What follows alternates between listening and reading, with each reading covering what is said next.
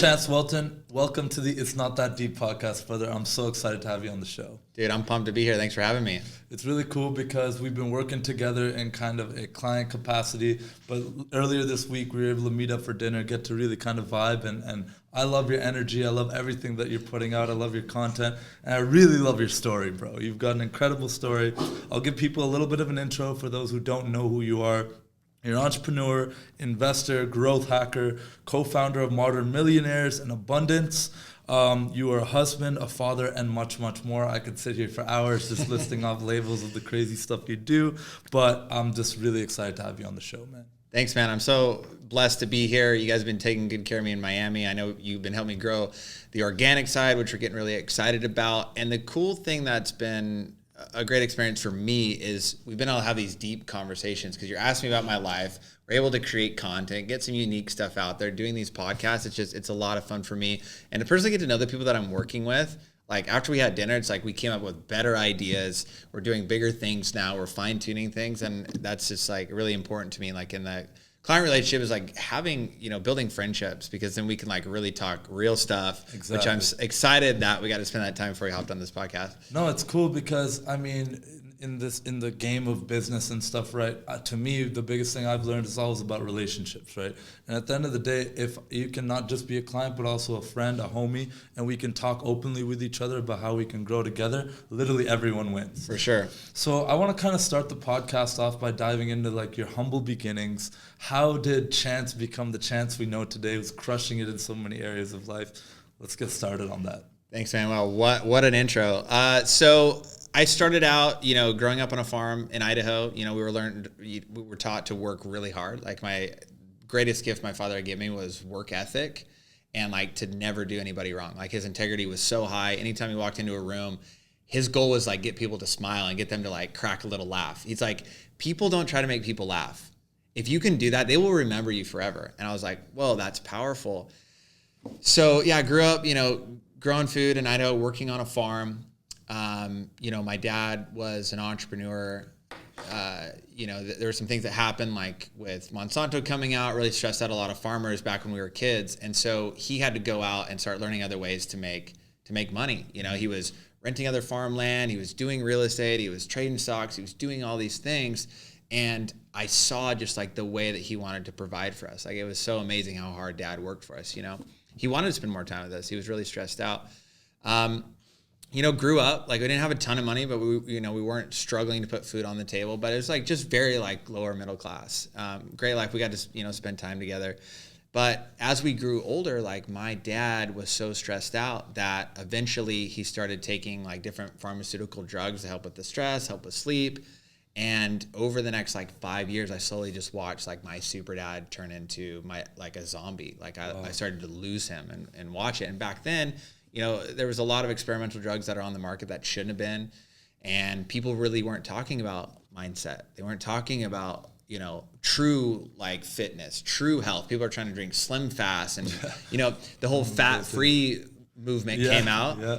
Did you know that mental illness spiked when all that fat-free shit was being sold? Like the cream cheese, the margarine and everything. Yeah. Well, because people's minds operate off of fat. They grow off of fat. So now you see like the bulletproof, coffee comes out and everyone's on these high fat, high protein diets. Well, that was not the conversation back then. And so that's been like the real push now today with Abundance is we want to give people all the resources they can so that they don't experience what my father did back then. But to go back to that, it's like slowly started to see him fade away until one day when I was 19 years old, he took his own life. And it just shook me. And, especially at that age, at 18, 19, like I'm turning into a man. He's my, my best friend, my mentor, my father, my role model, my everything. And he was gone. And I always thought, I'll have plenty of time to hang out with my dad. He'll meet my kids, and really took a lot of things for granted. And that was like a punch in the face. And, I would love to say, I got my shit together, but I became the man of the house. I raised my siblings. It's like, no, that wasn't. I ran away from everything. And I took off. I was traveling, living out of a backpack, practically homeless, living like, at one point I had like $15 in my pocket. I thought I was doing okay if I had that, traveled the world, but was literally living under bridges, like literally living in people's backyards, whether they knew it or not, type shit. You know what I mean? And was just drowning it out with booze, alcohol, drugs, sex, like just completely numbing myself out. I didn't want to deal with any of it. Couldn't even have sympathy for my own family because I was being so selfish and self-destructive, like shut the world out. And, you know, it took me a while because after that, you know, got in a big fight with my grandfather. When I got back, he was telling me I was a piece of shit and like, you know, my mother killed my father and like all this like crazy shit. Oh boy. And I got in a big fight with him, went to town and got super drunk. I'm not proud to say this story, to tell this story, but like that's what this shit's about, is being vulnerable. Like we all fuck up. We all have to go through shit and go through enough pain until we want change. And so, you know, we were super drunk. The gas stations were closed. We stole beer from a gas station, threw it in the back, and I'm like hauling ass going up our mountain road, and you know, getting a drunk driving accident. I almost killed my two best friends. Wow. We're literally hanging off the side of a cliff. And when we got out of the truck, we literally had to walk on the side rails to get back. Like, it is a miracle that we did not all die. And every year there's multiple cars that roll down off that mountaintop and people die there every year. It is an absolute miracle that we survived. So would you say that was like a major wake up call moment? Like, it's like that I gotta change after that, or were you still kind of following, like, avoiding dealing with the reason why you were doing these kind of things to, you know, deal with the previous trauma?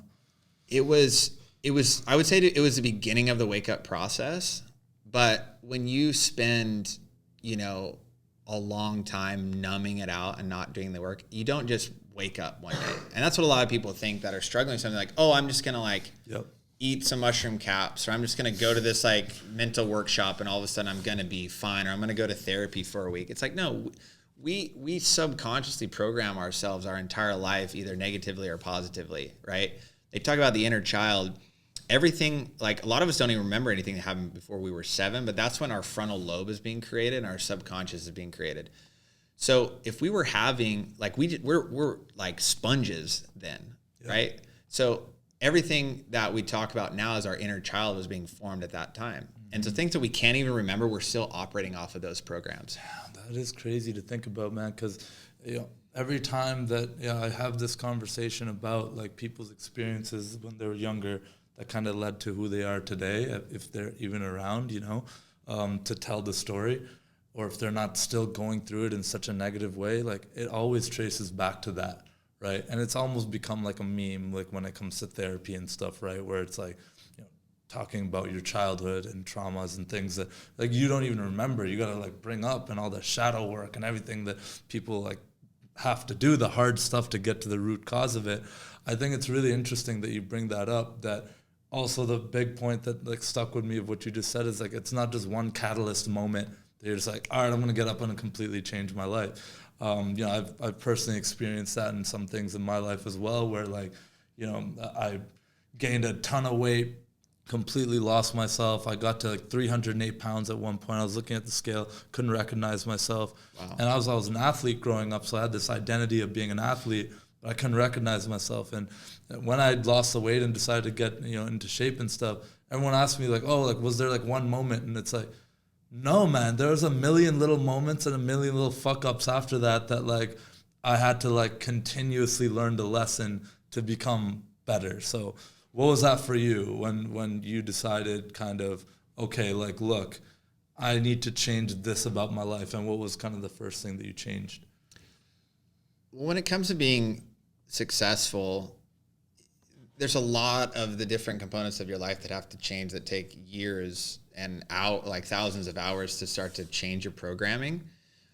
So after that, I wish I would have said, hey, I completely changed me. It didn't. It changed me in a way where I was like, wow, like, all those stories that you read about where, like, oh, that's never going to be me in a drunk driving accident. That's never going to be me going to jail because I did something stupid, right? When you're young and naive, you always say, that'll never happen to me. Nobody will ever run a red light and hit me because I wasn't fully paying attention and kill somebody in the car. It's like, that stuff happens to anybody. Yeah. So having the awareness of that, like, oh, we're actually not bulletproof. Bad things can happen to anybody. I definitely started paying more attention, and especially, now that I've been further down on my path of meditation and awareness, and then you can start to see these things that you just avoid, where you're like, that doesn't feel too good down there. I ain't gonna walk down that alley. And sure enough, you see like, oh, there's some dude friggin', hiding there. Like your senses get heightened, you get smarter, right? But it took time to kind of start getting better there, because like after that, my dad gave us some money, but we couldn't get it for a couple of years, and not a lot of money. And the reason why I say this story is because, people talk about, oh, I couldn't be successful because I didn't have resources. It's like, yeah, I got like 120 grand from my dad. That money was gone in a year. Gone. I had nothing to show for it. I didn't have to earn it. I didn't take the time to make smart investments. It was all gone. I spent it on a bunch of dumb shit. So I would have been better off not getting that money, and would have been better off, figuring out for myself, because then I would have treated it differently. Yeah, learning the actual skills to do it. To acquire that. Term, yeah. Because then eventually when I got to that point where making that first 100 grand in my business, I was like, damn, this is a lot of freaking work. I got smart with my money. So when people say, oh, I don't have the money to invest into a business and get started, I think that's bullshit. If you don't have the resources, just get resourceful, because you can tap into so many different things to help you get to where you want to go. Books, podcasts. There's a lot of free information out there to help you start like thinking clearly, like listening to your podcast, listening to a lot of great guests that are going to be on here. But after that moment of them blowing through the cash, I literally had $500 up to my name. Actually, let me rewind a little bit. So after that, was kind of bouncing all over the place, bartending, played in a band, tried modeling, traveled all over the place, kept having these dead end things, started a clothing company. It did okay. And then, I was like, man, I am just working so hard and I just can't get away. And I was like, oh, I'm being an entrepreneur. I'm kind of trying to work for myself. I didn't have a system. I didn't have a mentor. I didn't have a product market fit, right? It wasn't really a business. You were just kind of just like self-employed, buying these jobs for yourself. Essentially. Yeah, totally. Yeah. And my girlfriend at the time was like, I can't fully love you. Like there's this giant wall up and you're kind of shut off. And she's like, when was the last time you even cried? I was like, what are you talking about? Like, guys don't cry. Like, we're just like tough it up. And this was in 2015, I want to say. So 5 years after my dad passed. And I was like, I haven't cried since his funeral. Wow. And she was like, babe, like that's an issue. Like you are a very sweet person, but like you're not like in touch with your emotions. Like I feel like I can't fully love you. And at that point I was kind of ignored her a little bit, ended up going to this conference and they were talking about meditation. They were talking about brain state. They're talking about 40 years of Zen and how to get through your trauma. And if you want to live your fullest potential, your brain needs to be working for you, not against you. And started hearing all these concepts where I'm like, I listened to like Dave Asprey's story and he was like super overweight, really wealthy, but super unhappy. And then talked about like biohacking his health and biohacking like his diet and everything, and changed himself and did all this research. And he was like, if you are not meditating, you're not doing like these brain state things, like you are literally just like setting yourself behind to not go through your trauma and elongate the pain. And I was like, okay, cool. So I signed up for a meditation training, went with Ziva Meditation and studied with Emily. She's fantastic, by the way. If you guys are looking for meditation, go check her out. She's fantastic. Trained with her for a week. And then every day since 2015, I've been meditating 20 minutes in the morning, 20 minutes at night. Dude, and that's awesome. Changed my world. And that is when I changed. That's when I changed. That was the wake up call, because I started, the cool thing about meditation, and it's my wife like finally got onto a little bit ago, and she's like, man, just that I have the power to be an observer of my thoughts is such a freeing thing. And that's what was happening to me. We're caught up in our thoughts. We don't even know that we're thinking of yesterday. And you identify with them. You're like, I am my thoughts. Yeah. When you start to meditate, you kind of, it's like you step out into like a third person and you're like observing yourself having these thoughts. And then you can realize that like, oh, that's not me. Like that's just Yeah, sorry, continue though. No, but that's like the power of, like, when you start to realize that, and then just exactly what you said, like, you are your thoughts. I was like, wow, all of these things, like my bad relationship with money, thinking money's evil, money's terrible, me not letting people getting close because I didn't want to get hurt, is also not allowing me to love, not allowing me to be accessible, not allowing me to grow. It's like I'd stunted myself. And just to witness that, I was like, okay, now it's time to get in and start doing the work. So at that point, I decided I wasn't going to drink. I wasn't going to do drugs. I was like, my relationship had pretty much been destroyed with the person I was with. So I said, okay, I'm just going to be celibate. Like, I'm not going to sleep with anybody for a year. I'm going to focus. I need to get my shit right. And that was when I changed, because I took that year to focus on me. I'm like, I need to love me. I need to know who I am and what makes me happy, because I'm using all these other situations to, like, get me happiness. Always being out, always being with people, always drinking, always and being avoiding with the girl. big questions. Yes. Like the big things, the work that you need to do to get to where you want to be, essentially. Totally. Yeah. It's like, not wanting to feel like, I'll just put on I'll just put on a show, or, I'm just going to listen to music, or, I just got to go out again. It's like always just distracting from. I think this it's thing like burning such a inside of me. common thing, dude, because so many of us are afraid to be alone with our thoughts. Yeah. Because that's a scary thing. It's like, I don't want to deal with that right now. Like, I'll do it later. Let's go have a drink. Let's go have some fun. Or it could be as simple as, like, let's listen to some music to distract ourselves, just like you said. So tell me about your meditation practice. What specifically for 20 minutes do you do in the morning and at night? Well, if you have like a step-by-step process, what would that look like? That's a great question. So it's all about when you do it is so powerful. Like, so right when I get up, the first thing that I do is meditate. Don't look at the phone. Don't do anything, because you get distracted, and then it turns on different parts of your brain, and then all of a sudden it becomes more challenging to meditate, because now you're thinking about all these things that are coming. That's always been my struggle with it. I'll look at my phone and then fuck meditating, bro. I just got 50 things that I got to do it. Yeah. And then you can't stop thinking about them. So, like, when you get up, when your mind's fresh, first 20 minutes. And if you guys can get 20 minutes in, like, my wife just wanted to start with 10 minutes. Like, just start getting into that routine. And so I sit there, I say a mantra to myself over and over and over again for 20 minutes, set a timer. It goes off at 20 minutes and I'm done. And the thing with meditation is, like, don't get upset with yourself if you start thinking about other things. Like, our minds wander. The old process of you got to go up and sit in a cave for 20 years and sit in the perfect position and do all that. Like, we don't have to do that anymore. There's been a lot of people that have spent a lot of time figuring out to give us the shortcut so that we can just get to the good stuff. I know there's a lot of apps and stuff that do but like just a simple kitchen timer and just being alone with your thoughts for 20 minutes in the morning, 10 to start. I think that's amazing advice, man. It's a simple step. I'm gonna start doing it. Okay. You have my word here. I'm gonna check up on you. I'm doing it, bro. Because I've been saying I want to do it, and I used to use like a Headspace or a Calm or Brain FM or one of these apps, and like I used to do it pretty consistently. But then I found, like, at like minute 8, I'd like want to check my phone. Like, how much, bro? This gotta have been like 30 minutes. I must hit the wrong setting. Like, no, but like, it's.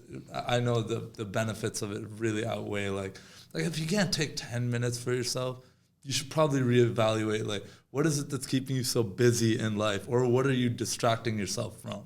For sure, because it's an important thing that you just said. Like, it felt like 8 minutes was forever. It's like when you actually sit down and meditate, you can start to get control of your time, and you can realize how productive you can be. So a productivity hack is, when I know I need to get something done, I will set a timer. So I'm like, okay, to set up this client or to get this meeting or whatever it is, like to get my content shot for you guys, I'm like, okay, I have 42 minutes to shoot 8 videos, go time. And then it's just like nothing else matters but just that time. It's like, wow, I got more done in 42 minutes than most people will have gotten done in a whole week as far as shooting content. Yeah. So when you start to really, that's when you start to really become a master of your time, is start with meditation, mindfulness, so that you can just really understand actually how much time we have in a day. Because when you take control of it, you're not going straight to your phone. You're not going straight to Netflix. You're not going straight to Instagram. You're not going straight to your friends. You're not going straight to going out to get breakfast.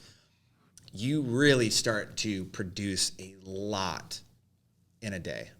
Absolutely, man. And I think, once you have actually broken free from just being self-employed, or when you're actually starting to really own your time back and buy back that freedom, now it's like, okay, now what? What do I do with it? And you can fill it with a million things. And as an entrepreneur myself and someone who is running a business, I know how ridiculous it can be, like having a to-do list that never ends. Yeah. You can always be busy. You can, the hustle, the grind, you can be up until 4 a.m. and then the next day do 2 hours of sleep and do it again.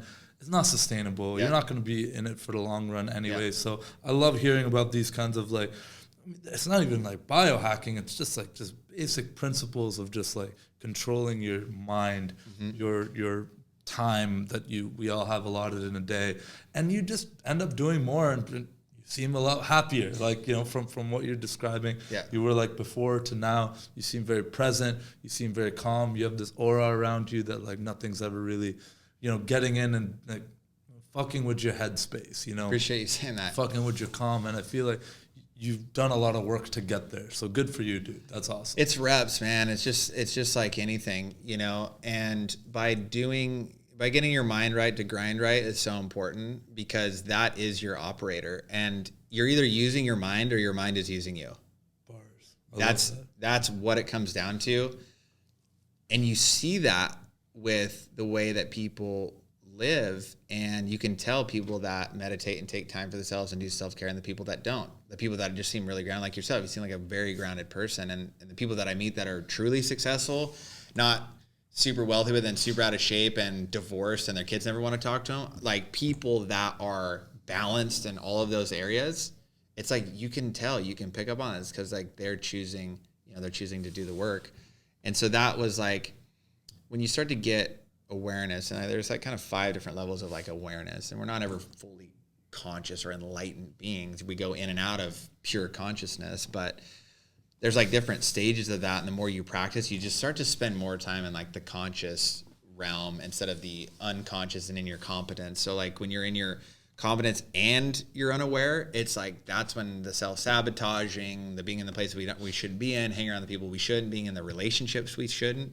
It's just because we're not aware of what it's actually doing to us on a daily basis. And when we can understand that, then it allows us to start making those little tiny changes each day to allow us to get somewhere. For me, I wasn't like, okay, I'm working out, I'm doing meditation, I'm doing breath work, I'm doing relationship work, I'm starting a business. No, it wasn't all those things at once. You become overwhelmed. And when the brain is overwhelmed and experiencing stress and anxiety, we actually shut down. Mm-hmm.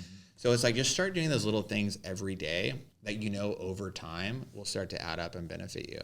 Yeah, I think one of the struggles I've had in the past, whenever I want to make it some kind of change in my life, is it's that all-in mentality. Mm-hmm. It's not going to change everything. I'm going to change it now. And I've spoken with my business partner, Jamie. We've spoken about this at length. And like, I remember he told me one day, he's like, dude, just do one of those things. String that together for like a week. Keep doing that, and then next week add another one of the things, or whatever that time frame is. Do that, and it's so much more sustainable that way. I just think it's a way healthier way to make change as well, and that compound effect of every day just be like 1% better in this thing. Not trying to do this humongous change, failing, feeling guilty, and then you kind of have this vicious cycle of like a negative feedback loop, right? Yep. Yeah. No, I think that's really, really powerful stuff, man. I do want to switch gears a little bit. I want to talk about abundance, right? Okay. Where did this come from? What are the like different businesses under the umbrella? Talk to me all about it. Man, this has been my life work, and it's like the dream situation. When I was a kid, I always knew I wanted to help people. I'd always go on mission trips, go down to Mexico, help, build houses and villages, and like that's what I always want to do is help people. I just didn't know what that looked like.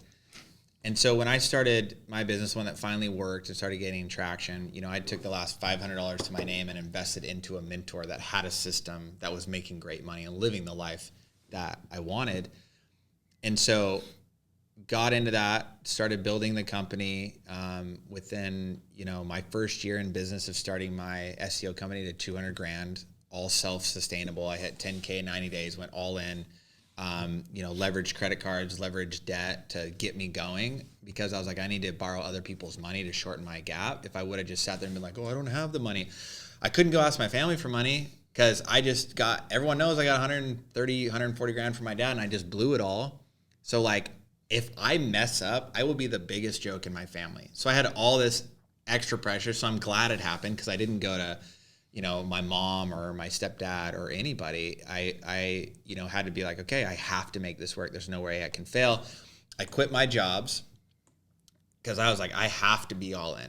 And I knew I had to work at that. I'm like, if someone shows me a system and I have a mentor, I will do the work. So you're more burn the boats. Oh yeah. Yeah, then like kind of 1 foot in, 1 foot out mentality. Oh, burn the bridges. Yeah, you can't go back. Yeah, yeah. And then I also made commitments with my friends, my girlfriend, my family. Like, I started my own business and this is what I'm doing, and I'm gonna become a millionaire doing this. And they all laughed and they said, yeah, right, dude, you've been a freaking wreck for years. They didn't say yeah, right. Like, my family is amazing, and we were just more distant. And they're like, okay, you know, it's kind of like good luck, Chance, but like the look at you, like you didn't go to college, you don't know anything about the online space, you've never even hardly owned a computer, you're broke as a joke, like this is nothing's gonna happen. Like, good luck, you know. This is another one of Chance's chapters because I went through a lot of chapters.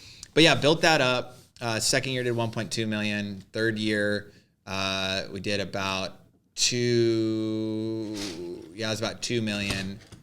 And then, you know, we spoke at a couple small events, and the business was growing, created some systems with ads that started working really well. And then we just had people in our network that was like, how do you do what you do? And people were reaching out to us, and I was just like coaching people for free and showing them what I did and helping them fine tune, helping them with sales.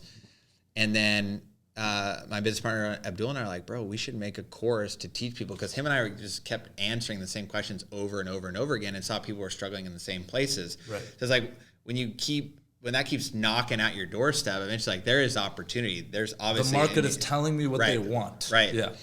And that's what I challenge anybody to do. If you're trying to start a business or you're trying to grow, like, your customers, the people around you, the things that you see are broken, like, that is your business. We're all here to improve the world and to give true value. And there's businesses everywhere you look. There's opportunity everywhere you look.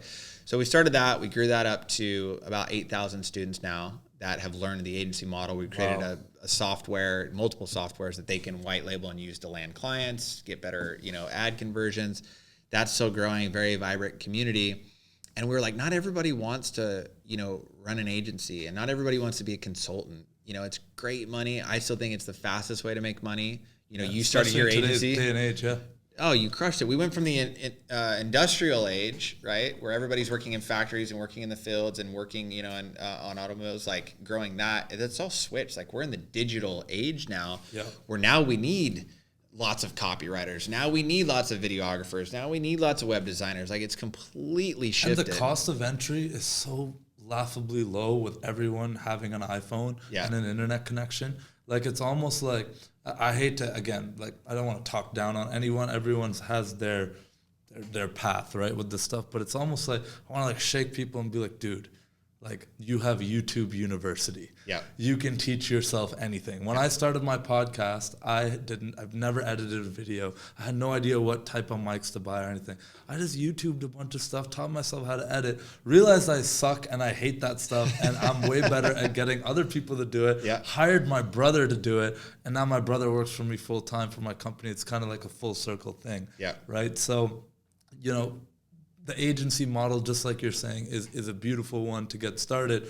You know, as long as you are actually, like, legitimately able to fulfill on the service. For sure. That's a big asterisk. Like, so many people can sell and they learn how to sell something, but then they don't fulfill on the back end, and the return is ridiculous. And, like, anyways, but yeah. For sure. And, you know, after that kept growing, we're like, you know what? We're reading the book, 0 to 100 million. And he's like, yeah, there'll be like that, you know, kind of bottleneck at 50 mil. And so, like, with me and Abdul and all the companies we partnered on together, by the way, finding my partner Abdul is like the greatest thing ever, because we just support each other in so many ways. It's always been like a handshake deal. Like, we just trust each other. We've been through the fire together, and just having the right people around you allows you to really scale and really do big things and live a great life. My relationships are everything to me. Yep. And that's a great thing about being an entrepreneur and being a business owner. You get to choose the people you work with. Like, I chose to be here to work with you guys because you and Jamie are awesome, and everybody from your team. And, you know, we get to choose our employees. We get to choose our people. And that's just so awesome, because I don't want to be around people that are bummers, that are complaining. Like, the people that I surround myself with, they do not complain. Like, we went to a dinner last night and with 3 other, like, heavy hitters. There was not one single complaint at that table where people were like, oh, traffic was bad, no, my steak isn't perfect. It's like, no, it was all just like, this is what I'm doing, this is what I'm up to, how can I help you? Hey, you got to meet this person. And it's just like, those are the people that I love to be around. And Abdul has been, you know, that partner since the beginning. And, you know, we're like, okay, well, we're at this mark, we're having this breaking point, you know, what are the next things that we need to do? And it was like, okay, we got our agencies, we had these other investments going on, you know, we had, you know, the coaching going on. We're like, okay, how do we get to the next thing? And in that book, he talks about, you need more faces, you need more offers, you need more services. And we're like, that's really interesting. So we're like, well, not everybody wants to, you know, run an agency or sell software, and people can white label our software. It's their own business, and they can be a part of our big exit equity play there, which is massive opportunity. But we're like, okay, well, let's go find other people that have created low to no barrier to entry type businesses that are doing a minimum of a couple six to seven figures. Yeah, multiple 6 figures, 6 to 7 figures a year that have already proven a business model. So we started doing that with our good friend, you know, Tom. He was already doing it, doing really well, and already had sold an Amazon business, just a crusher in the Amazon space. A lot of guys sell Amazon courses and they're not doing shit.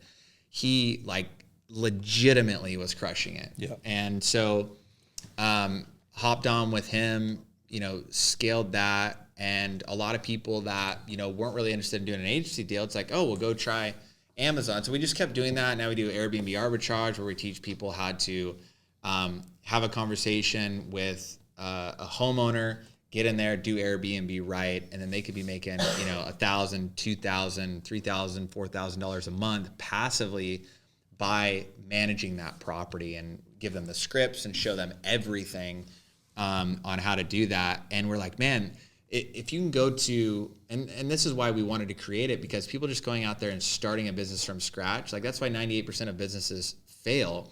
It's because people are focused on the wrong things. They're focused on the branding and the product and all these things, and you're not thinking about actual sales and traffic. So when you can have platform arbitrage, there are so many buyers and sellers already on Airbnb.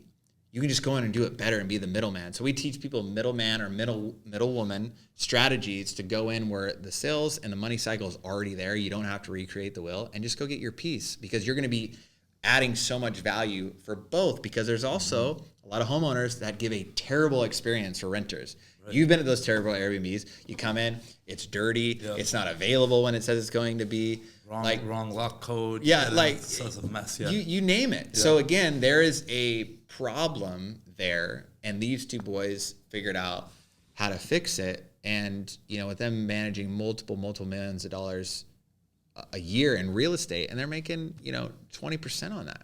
It's insane. So, you know, launch that offer. Now there's like 1,000, 1,500 students inside of that. Also teaching digital publishing and showing people how to scale books on Kindle and make extreme passive income there. And the last one that we just are bringing up right now, really excited about it, is showing people how to acquire property by putting 0% down. Okay. So doing like creative financing, and then learning how to do rental arbitrage, so that you're either breaking even or making a little bit of money.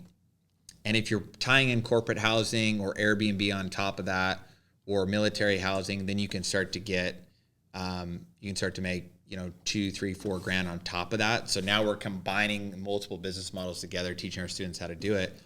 And then in that case, his play has always been 2, 3, 4 years down the road, you're going to have $50,000 worth of equity, $100,000, $200,000, $300,000. You pull that out, cash out, that is tax-free money. Right, because so like a primary residence type thing? Like, no, it doesn't have to be your primary. There's no capital gains on that? No. Really interesting. So by you pulling that out, right, and let's say you have a property that you're doing that every year, and you just acquire one property, and then in 3, 4 years, you pull out that equity. But I set up property next year, and the year after that, and the year after that. Then eventually it's cycling to where every couple of years, you're pulling out $200,000 out of a property, $300,000. Like, you see where your numbers are at, because you don't want it to go above what your rental is, but you just keep doing that. And that's what the rich do. Like, they make, there's so much money to be made off of real estate. There's so many incentives, first of all, for you to be a business owner with all your write-offs and all the things you get to do. Second of all, you invest that into real estate. You get to write off your depreciation. You get to rent it out. You get to stay there. You get to have your home office there. That's what this country is built on. right, is running a business, is being an entrepreneur, the American dream. And the way that you're describing it as well, I really love your story of how, the first year, 200K SEO thing, boom. Then by the year 3, doing 2 million. Then, okay, let me do this and let me do this. And it's all kind of like coming together. And like some of the common themes I'm seeing is like empowering people to get freedom, right? Through the SaaS companies and white label, like, use our thing to go make money. Yeah. You know what I mean? And then it all kind of like, but it all kind of comes back to you. But then talk to me about how it all syncs up with abundance. Cause that's the thing that like you got all these different, like, I don't want to call them hustlers because they're way more than that. But these incredible businesses that are having so much impact, how does it all sync up to abundance? So, I mean, the idea of abundance is we wanted to teach people abundance, like as simple as that. And so now what we've created with abundance.io is you can go to abundance.io. So everybody listening, go to abundance.io. Go to abundance.io. Go to abundance.io. All the cameras, where they at? Go to abundance.io, and you can take that quiz. And people have taken personality quizzes before, but nobody's created an entrepreneurial personality test. So that's what we did. You take that. It shows what type of entrepreneur you are. And then based on that, you speak to one of our advisors. And these are performance coaches. These are, doctors that have trained pro athletes, that have helped people with depression, that have helped people with like growing their companies. Like these are all-star players. Because when COVID happened, a lot of these, people lost their jobs who weren't coming into their offices anymore to see people face to face. So we got to hire a bunch of them, and we created this thing called 2-hour days. And so you get to speak with them and find out where your mental blocks are. Do you need now money? You need to make money now? Okay, well, maybe the agency offer is great for you because you go out and get a client and make $1,000 a month, $2,000 a month right out of the gate. Do you not like talking to people? You got a little bit more money. You have enough money to furnish an Airbnb and get somebody in to take some photos, and you don't want to be doing sales necessarily. Well, great. Maybe that's Airbnb. So then we help people really put them in a place where that business is going to serve them. And it's a proven business model. We've already had thousands of students do it. It's on a platform that already has buyers and sellers. So you don't have to worry about finding sales. And that's where, most companies fail when they start, is because they don't know where to get their clients. Dude, the gears are really turning for me. I don't know if you can see that, but I love this because I thought your eyeballs were going to pop out here. I was like, this is cool, man. This is just super cool because it's almost like you talk about the power of relationships. Mm-hmm. Talk about the power of, obviously, network, getting the financial freedom. You've been in the gutter yourself. You've climbed out of it, but you are almost empowering people to do that easier. Mm-hmm. It's okay, let me just connect the dots for you. Let's connect you with someone who's going to remove those mental blocks. And I have an abundant mindset, and there's so many options for you to fix this thing. Mm-hmm. And drive sales and traffic for whatever hustle it is that you want to choose. I love that. That's incredible. Something that, just to relate this to my journey a little bit, right? Me and Jamie, where we're at that like infant stage of still being, a startup agency. This is our first real business where we have employees. We have about 20 staff. We're doing decent monthly recurring. Like things are great, right? But we know that there's other business models that we're going to have to explore, that we want to explore, that are way more scalable. And so I find it really interesting hearing like kind of the parallels here, even with what we're doing with our partnership, with what you've done with Abdullah. So I really this is not going to be our last podcast. We're going to have you on many more times, and we're going to dive deep into a lot more of these things. But I love to hear that there's like a progression in business, and you're also seeing it with these conversations that you're having with people at dinner. Everything that you're doing now, it's just kind of like you can't lose. It's just like there's so many positive opportunities. It's all going to continue to grow. And I love the name, abundance. That's incredible, man. Because the more you give, the more you get. And so many people are worried about getting, right? You go to these people that you really respect, that are successful, and you try to get something from them. Hey, let me get on your podcast. Hey, let me get on your stage. Yeah. Hey, run my offer to your list. Yep. Hey, come sponsor me. It's like, no, go to people that you respect, that are successful, and give to them. Figure out what they need. Yeah. I always need shit. Yeah. I always need another assistant somewhere. Yeah. I always need somebody to help me out at an event. I always need another videographer, right? It's growing so fast. I always need help. Yeah, and so many people have it so backwards. Like, what can I get? Yeah. How does this benefit me, right? You flip that, you invert that. I mean, it's a great mental model, right? Just inversion. You can actually get what you want by giving. So incredible, man. All right, so Chance, what I wanted to ask you really was, what are the beliefs that you had to kind of break down to go from being broke to a millionaire? Well, a lot of people think it's just like one day you wake up and then it's changed. But in order to become successful, it's not just like, okay, now I'm going to be wealthy and I'm just going to do it. That's the start, right? But when we continue to have those thoughts over and over again, when people want to just say that you're wealthy, I want to become wealthy, it's like, what is that number and what time do you want to make it by, right? I call those your freedom numbers. If you want to quit your job, if you want to, when you're starting your business, whatever it is, like people say, okay, I want to quit in 3 months and I want to be making 10K per month passively. Right. Great. That's what you need. You need to start a goal and then you can start working backwards. So then you know the actions you have to take and then you can choose to keep yourself accountable. So that's like really kind of the first part. And then when you look at it, like for me at the time, I was like, hey, I want to get to 10K per month. And before that, I never set a number. So I didn't even have a mindset around it. I didn't even understand. I just want to make more money. Yeah, I just want to make more money. You will never make any more money. If you're just like, I just want to make more money. Yeah. What is the number? Yeah. And then you can reverse engineer it. Yeah. Because I was like, to make 10K a month, I was like, okay, I need 5 clients paying me $2,000 a month. I was like, that's digestible. One client would pay me $2,000 a month. Yep. It's like, okay, cool. I went out. I focused on that and I got there. So whatever industry you're in, whatever business you're in, figure out what that number is and how many units do you have to sell in order to get there. The other thing you need to think about is what is your closing rate? So I knew if I got in the room with somebody, not doing it online or cold call, I know if I got in the room with somebody, I could close at 30%. So I know for every 10 clients I saw, I would land 3 clients, right? So I knew, worst case scenario, I need to get into 20 rooms and I would hit my goal. And so that's what I did. And in 90 days, got into 20 rooms, got to 10K. So seeing that become a reality for me was like a big breaking point because you're the first $10,000 you make will be the hardest money you'll ever make in your new business. Right. It's the hardest. Because there's just so much head trash. There's so much, if you've been an employee in the past or whatever your past is to get to that point, 10K a month seems like this ridiculous thing that only like rich people or trust fund people or this, that, like people just have all this. And sales alone, like you're talking about sales, that's a whole topic in and of itself. Like I had to do a lot of work at the beginning of starting a business to realize that no, sales is a beautiful thing. I'm just helping people. I'm just connecting dots. But at first I had this head trash about it being like the used car salesman who's like a skis bag who's taking money out of your wallet. But it's like, no, what if you had the cure to cancer?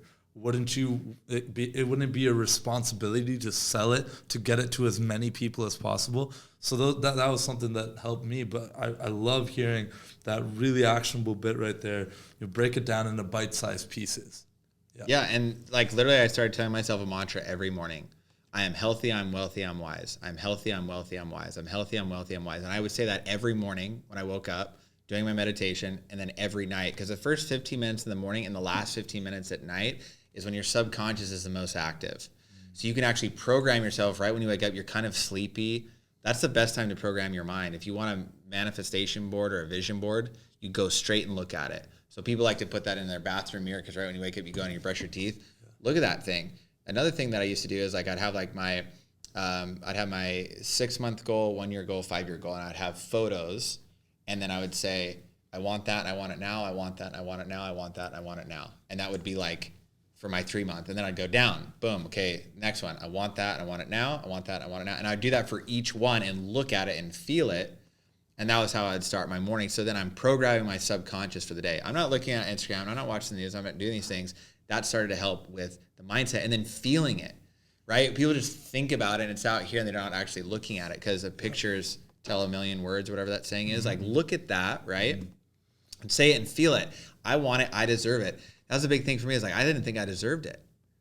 I didn't think I deserved to live in the big house. I didn't think I deserved to have like the perfect partner. I didn't think I deserved to be wealthy. I didn't think I deserved any of that because I'm like, I didn't go to college. I don't have resources. I don't have this. And you start telling yourself all the bullshit that everybody's telling you and spoon feeding you poverty mentality.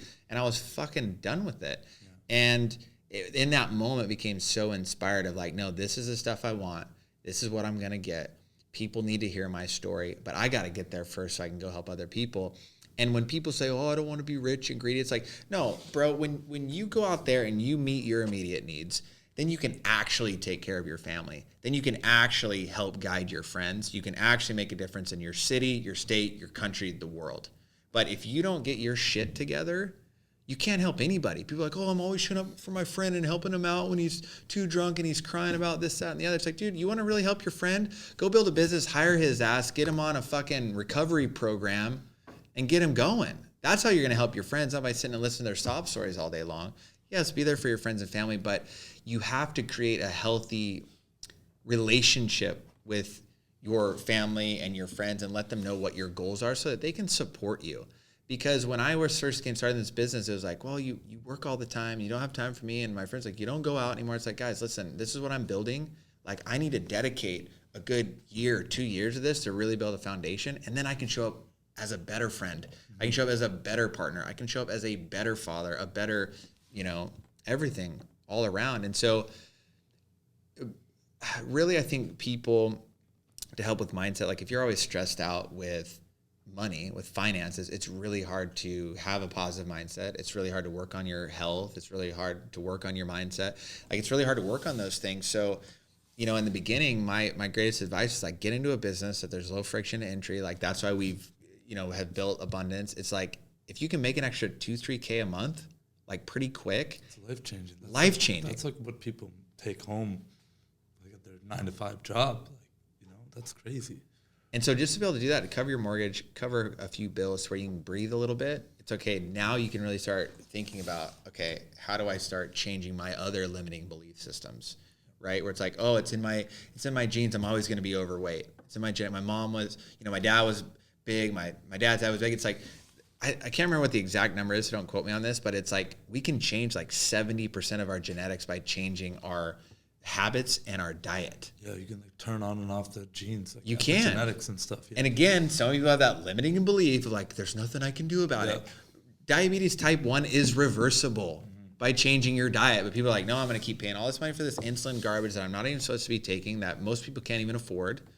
And when you start eliminating the time and money that you're spending on things that are not bettering your life, the sooner you eliminate that crap, the better. What good is it for you to go home every night and to be spending, $50 a month on all these different subscriptions of Netflix and Hulu and Apple TV, and then every night you got to keep up with all these shows, and every night you go home and you're spending an hour a night, 2 hours a night. Think about that for a second. Instead of that hour a night, if you were to dedicate that to bettering your life, okay, in that week, you would gain a day back. Right. That's almost a full work week. Yeah. Right? In that month, you would gain a week back. That's crazy. Like, just think about that for a second. You can start a business with that amount of time. And it's always the same people who complain about not having enough time, not enough hours in the day, who are doing these destructive things that are just distractions at the end of the day. Dude, there's so much you just said there that's just absolutely like super, super impactful. You talk about like, kind of taking care of yourself before you can take care of others and society, right? Jamie and I, my business partner, I actually baked that ethos into like the values of our company. Amazing. Right? So we call it the 3 buckets. The first bucket is, how much you take care of yourself as an individual, your health, wealth, happiness, all that stuff for you. Once you've kind of not maxed out, but you're good in that area, you can start taking care of others really effectively. And then you can help society as a whole, the community. I'd love to dive into as well some of the philanthropic endeavors that you were sharing, with me at dinner the other day. That I think people do need to hear about that as well, right? But it's like you were not gonna go do that before you had taken care of your immediate people or before you're taking care of, yourself, right? We'll definitely dive into that. But there was another thing that you said there about the vision board that really stuck with me because, and I need to revisit my vision board now. It's perfect time to do it going into 2023 and stuff.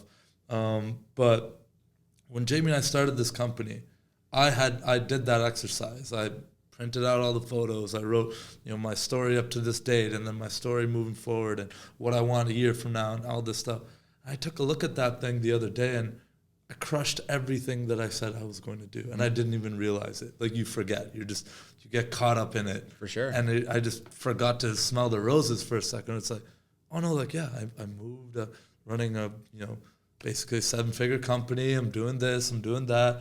And I'm living my dream life. I have financial freedom, location freedom, freedom of purpose, freedom of time. Like I do what I want I did it. Like we did it. Like now it's just optimizing things and like bigger boats and more fun and prettier women and that type of stuff. But at the end of the day, I did all the things that I said I was gonna do. And so I'm gonna have to revisit that board and update it. But really powerful stuff, man. Really, really powerful stuff. Yeah, man. I love being able to, share kind of these different processes because, we talk about mindset, we talk about these different things, and it's not just one, it's repetition of going in and doing the work every single day. And I think the most powerful thing that I could share with people is kind of going back to that point. Look at everything in your day. Like literally write down right when you wake up, what do you do? How long do you spend time doing that? And then the next thing, and then the next thing, and then the next thing. So in between you waking up and going to work, there's maybe an hour and a half, 2 hours there, 3 hours there, depending when you get up. What is happening there? Are you on your phone for 30 minutes while you're drinking your coffee?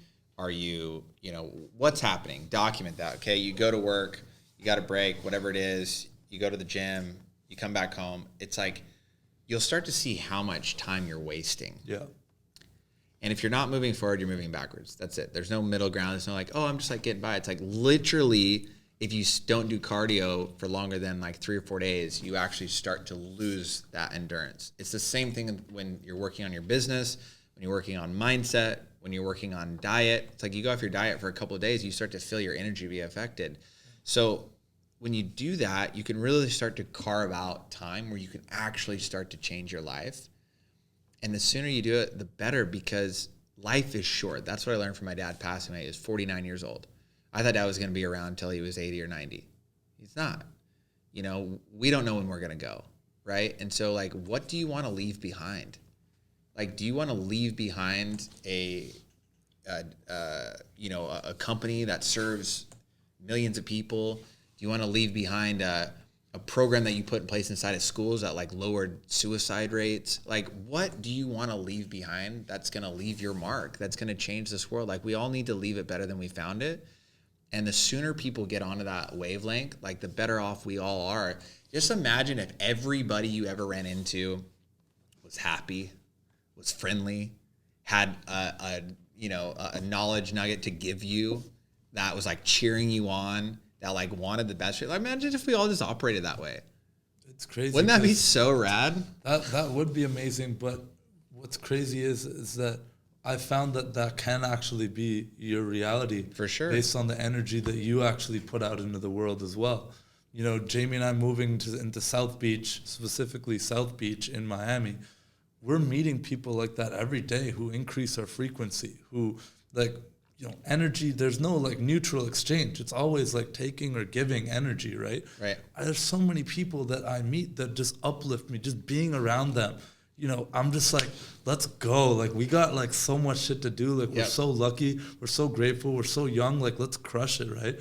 But then there's the flip side. Like, when I go back home being Ottawa, Canada, I talk to everyone about this very openly. It just brings my frequency down, bro.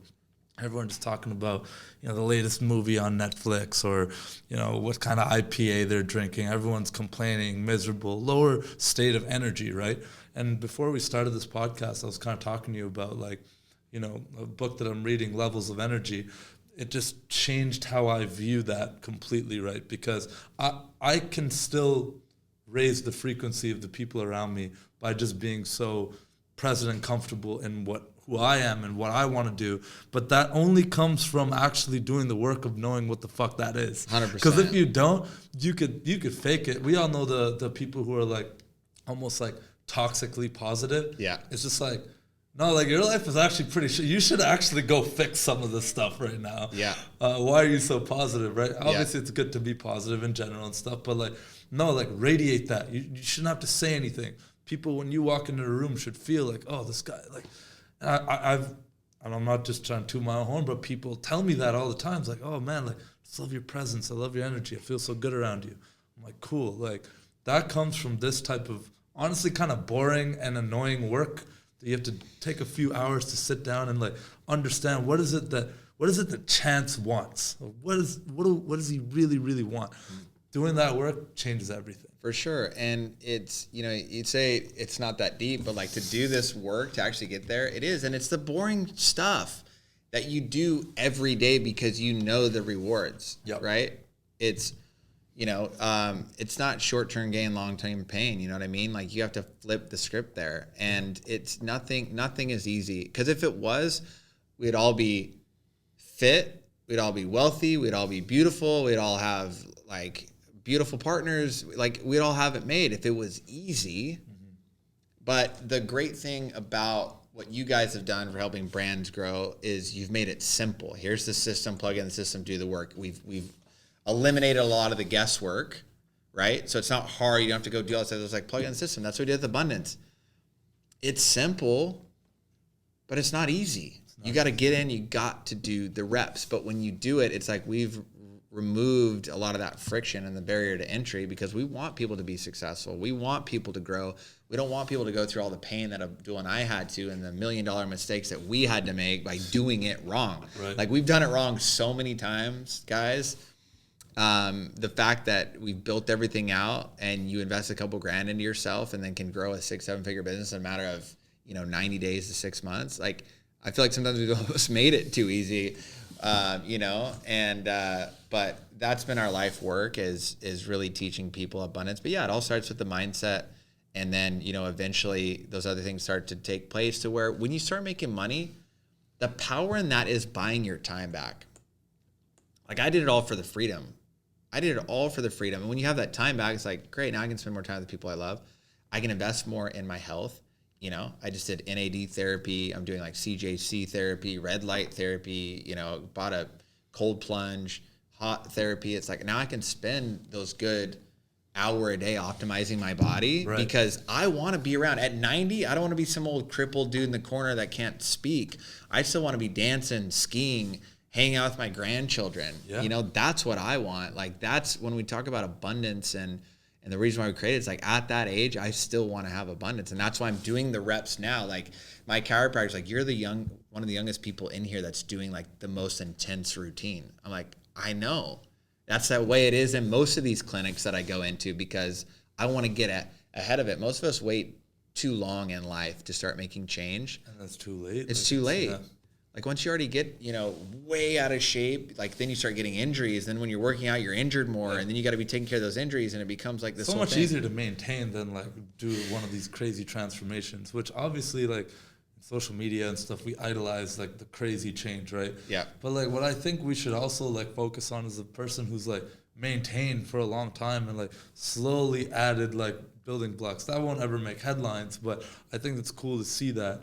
Because it's not, everybody thinks there's a finish line. Like I'm going to get somewhere and then I'm going to be done. Yeah. It's like, there's no finish line, guys. Yeah. Like there's no finish line. And that's why I find it almost so funny when like you hear someone who hasn't even hit their first 10K month or whatever, obsessing with wake up, 4 a.m., cold showers, do the plunge, do all the biohacking stuff that I think is wonderful. It's all great.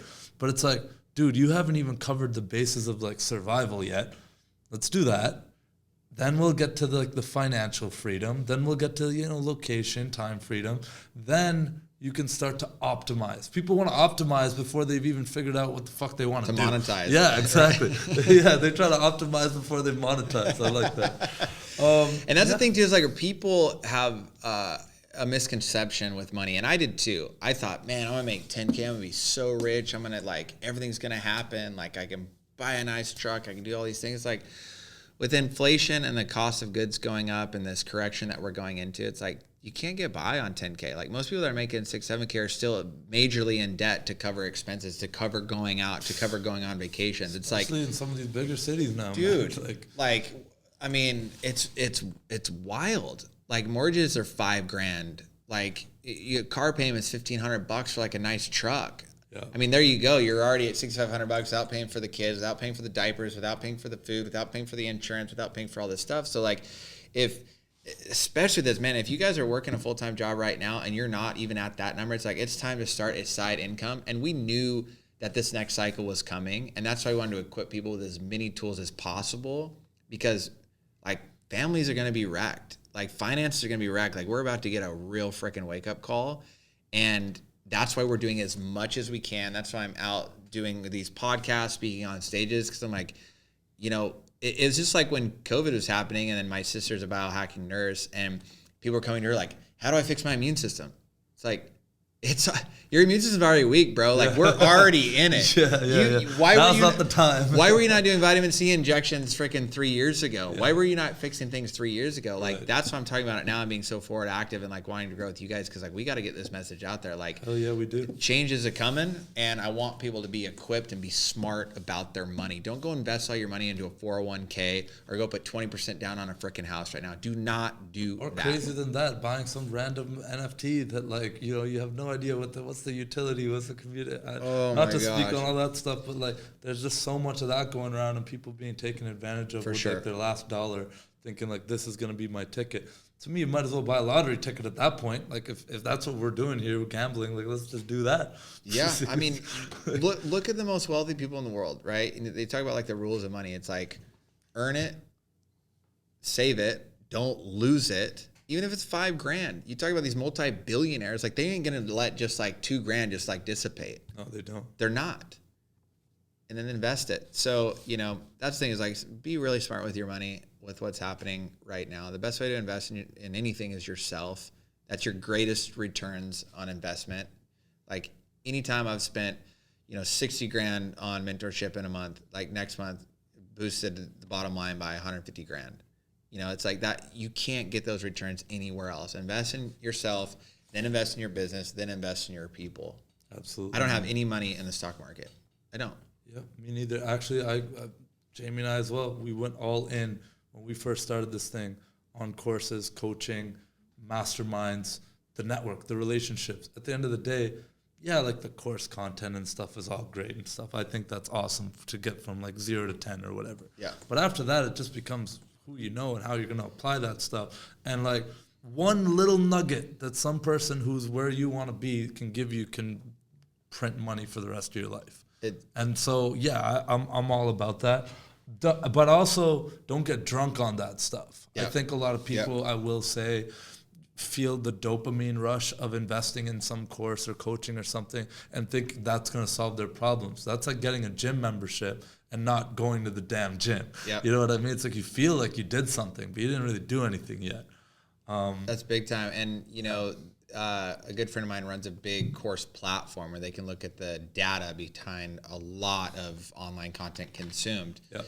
And she was saying in pretty much most courses she looks at, there's like a 18% completion rate. That's actually higher than I thought it would be, but yeah, that's crazy. For every 100 people that sign up, 18 people get through it and actually take action. That's crazy. What does that tell you though? The 80-20 rule.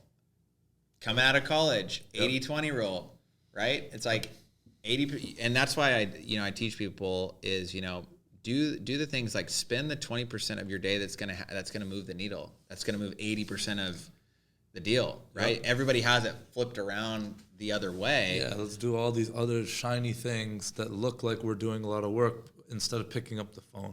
Just like you gotta. I mean, if people don't know who you are, man, that's what you got to focus on. You need to get out in your community. You need to get out at networking events. Even if you don't have a business, just go out and talk to business owners. Talk to entrepreneurs. Ask them what they're struggling with. You're going to see a common denominator. Absolutely. People are going to say, I don't know how to scale. I don't know about social media. I don't know about organic growth. I don't know how to get more sales. I don't know about websites. That's where you guys can plug in and add value and learn how to offer that. Love that, bro. Kind of the last thing before we wrap up here, I want to talk to is You say you met God from a psychedelic experience. Okay. You can't ask me that question at the end when we got 10 minutes. We have to. We have to touch on it. It's not that deep. I was like, that's an hour-long conversation. But let's give give the spark notes on it. All right. Talk to me about, like, I guess the role of psychedelics. In your.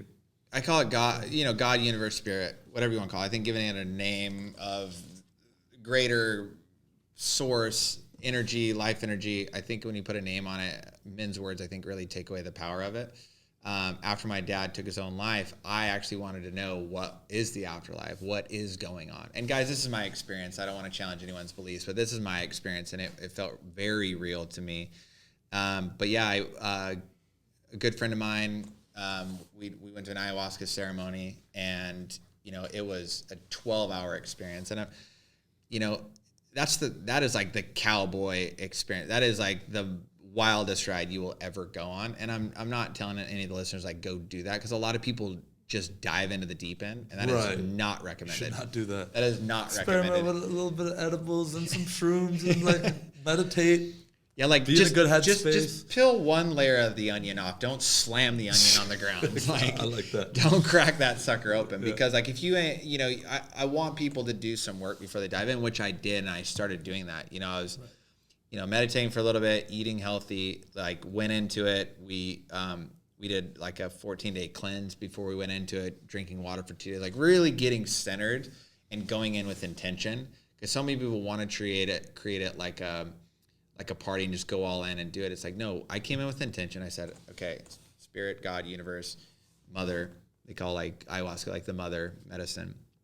And I said, I just want to know like what the afterlife is. Where's my dad? Is he okay? Essentially was like that going in. And so we're all sitting around, and, we all take one, and, they're playing music, and it's like, feels kind of nice, feels good, feels kind of like just floaty. And it started to feel a little bit like you can kind of see the universe kind of sparking a little brighter than it does. And then, the second round came around to the second round, and the third round came around to the third round. And like everybody had stopped at 2, and it was me and one other gal that like went to 3. So like we're going in, like I need to know what's going on. And it was really cool, because all of a sudden I felt like just people that I really loved and respected, whether they had passed or whether they were still around, like I just felt like their energy was just kind of there. Like people that I saw as like already woke or like conscious, I kind of felt like they were around. And then I just started literally tripping balls like beyond belief. And we were in the jungle, so the trees are dancing, and like I just felt so connected. I could see energy running down me and running into the ground and running into the trees. And then it was like coming back. Like it's almost like the trees were helping me breathe. Like it was so profound. And, the purging happening. And I remember feeling like things that were no longer serving me energetically in my body. Like I see like this black sludge right here. And I was like, I don't want that anymore. And I was just like throwing up. And I saw this stuff just like coming out of me. And it was like doubt and like fear. And letting people that had like said bad things to me, like holding on to that, and like no forgiveness, right? So it's all about this purging. And the ancestors in Central America have been doing this medicine for like thousands of years, like documented, like in the whatever they call them, the not scripture, but like the writings and whatnot. And so like these people have been doing it for a long time. It's like the purest connection to like universe. So as that kept going, it's like first it was like the immediate surrounding. Before you know it, I'm just like looking down like into the room, and I see all my friends, and I see all the stuff that they're going through, and I can see it.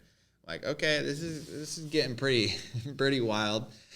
And I can't remember. I was like, man, I just like hope my dad's okay. I don't know where he went, And I was like, there's like this giant light tunnel like above the universe. And you could see like these light bodies like coming up into this like tunnel, like coming off the earth, coming from like these other universes. And like in this light tunnel, it was just light bodies, and you could recognize people's faces, but we all like kind of had like the same body. And I was like, well, I think this is what people talk about with like near-death experiences or heaven, because there's people that have written about that of like just we all look like the same body. And I was like, okay, this is pretty wild. And saw my dad, and he was up there, and he was just, without talking, was like, I knew I couldn't protect you guys in the physical. So I went on to the next level. He's like, I haven't gone on to the next dimension or heaven or whatever. He was like, I'm just here watching out for you guys, because I could be more of a protector from this dimension. And I'm like crying, and then I'm kind of in my body, and like there's just like tears streaming out of my eyes, like more than I've ever experienced in my entire life. And since he had passed, I hadn't cried like I was telling you, but I'm like kind of unraveling my experience, like processing it. And then in the lifetime, like people that I knew that were like healers or psychics or mediums or like very sensitive people, like they were all there too. It's like they were dreaming with, like people can do like lucid dreaming, people can do like astral travel while they're sleeping. Like a lot of people wrote very in-depth quantum physics books about this kind of stuff. And like I was just experiencing it. Wow. I was like, whoa, I'm here. And God or universe or spirit like was just like, there's just like this hum. There's like this most like wild, beautiful like song that was happening with no words. But like everyone's in the light tunnel, but we're like in the universe, and everyone's like kind of popping up and like going to these different places. And there's like this kind of purple blue hue that was kind of like moving to like this like, it wasn't even a song. It just sounded like angels singing or something. It was the wildest thing. And like everybody there, like, you know, you meet those people and they just like seem so tapped in and just like so awake. And you look at some of these sages that we've had, and you go and meet, you know, people that have meditated for years, and like it was like that was the look. Like you could see God like through all of these people. Right. And like it was just like over thing of like all these people are watching out, which at that turn I thought it was like angels. And it was like everything's okay. Like you don't fear death. Your Father's in the great place, conscious souls. Essentially what I was feeling is like, even if we do pass, like we go there and then we have a choice. Like, do we want to move on? Do we want to be reincarnated? Do we need to watch out for people? That's where people say they saw the light and then they go back into their body and then like come back. It's like I was seeing all that shit happening. Wow, bro, that is so insightful. It's almost like your experience showed that like, yeah, it's all okay. It's all okay. And so after that, you know, because I'd had so much fear, but after that, dude, I have lived life like with no fear ever since. Because I saw all this stuff, and like whether it's, you know, people are like, oh, he's just on drugs, that wasn't real. It's like you can. Well, but what is though? Yeah. Like, what is real? What is real? It's what we want. And actually, they just I can't remember the name of the scientist, but they just won that Nobel Peace Prize because they like literally proved that everything is always moving, and it's only there because we say it's there. Atoms are always moving. So it's like the reason why we say this table is here is because you and I have agreed that this table is here. But he's like, the universe is always moving and shaping and expanding. And so people, again, you go back to limiting beliefs. Yeah.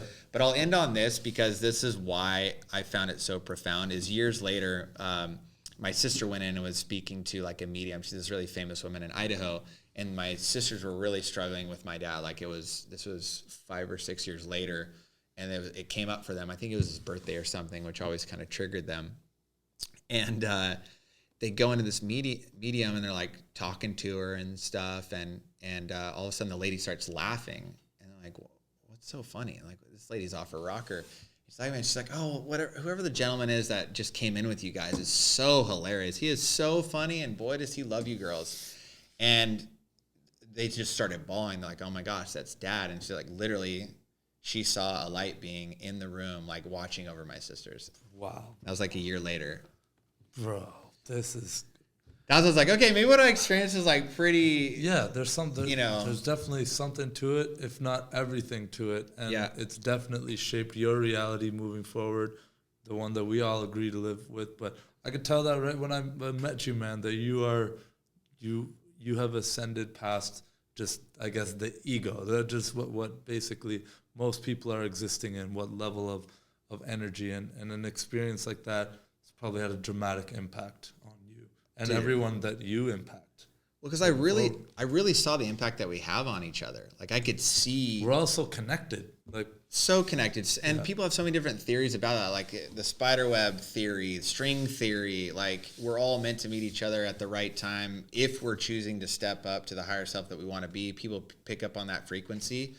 And even in the last 2 months, when I've really ramped up my frequency of like, I want to get out there and have impact, it's like all these big people are coming into my life. On the way here, got a call from David Meltzer that I'm confirmed to be on Gary Vee's stage for VCon. That's awesome, man. Like, we were just there for the first one this year. Dope. And the next one's in Toronto? I don't know where it's going to be. No, the next one's going to be in, I think it's Ohio. Oh, cool. Well, I'll see you there, dude. Yeah. We'll capture some fire content. That's awesome. Congratulations. So it was just like, that was like you were saying, it's that immediate reflection of what you're putting out there, and to kind of bring it back down from the universe. It's, you know, I was seeing the way that we all react with each other, and everything, your words carry so much weight, whether it's positive or negative. And anybody listening in, like, just be conscious of that. Just be nice. Just be nice. That will go a long way. Like the pricks and the dicks and the assholes, like they're gonna be there. But those people are getting pushed aside. Like, people aren't getting hired. People are getting fired. People are losing partnerships and deals. Look at what's happening online with freaking Kanye right now. Yeah. Like, people are sick of it. Yeah. Yeah. No, dude. I feel like we could go for hours, for sure. Definitely. We will. We'll keep definitely going to have you back on. This is part one of many episodes of It's Not That Deep with you, Chance. I know the podcast got a little deep, and I love that. And that's kind of the play on it, right? Yeah. You know, we're exploring so many different topics of life and reality and how to make it the best that it can be for you. I hope that people got value from this, because this podcast has changed my life. I will just go out and say that. I'm feeling so motivated right now to become a little bit more in tune, because I feel like I have lost my way a little bit of the more spiritual side of life, just in such a pursuit of financial things and the material world and stuff, and egoistic things, right? So I do need to bring myself back, and, you know, maybe not going to go on a 12-hour ayahuasca retreat in the jungle just yet. Not yet. But one day I will. Yeah, my word, I will absolutely do that. Until then, the things like the meditation, the things like, you know, the vision board, revisiting things that have worked for me before, and then stacking onto them in a healthy way. That's my biggest takeaway from this podcast, man. I appreciate you so much. Where can people find you, Chance? Where can people connect with you? How can they work with you? And I just want to end on one thing. Like, when we talk about doing the work, people are always like, when is the work done? It's not, but you need to keep doubling down on whatever you're working on until it no longer holds you back. Bars. Love that. When you're just like, okay, I'm no longer being controlled by my negative mindset. Great. Now you don't need to spend 2 hours focusing on that. I can go start focusing on the others. But yeah, check us out, abundance.io. Go take the test, figure out what type of entrepreneur you are. Our advisors are top notch. We're here to support you. It's not a sales process. It's to find out how we can help you. If it's a great fit, fantastic. If not, we have a lot of other amazing people in this space that we can refer you to.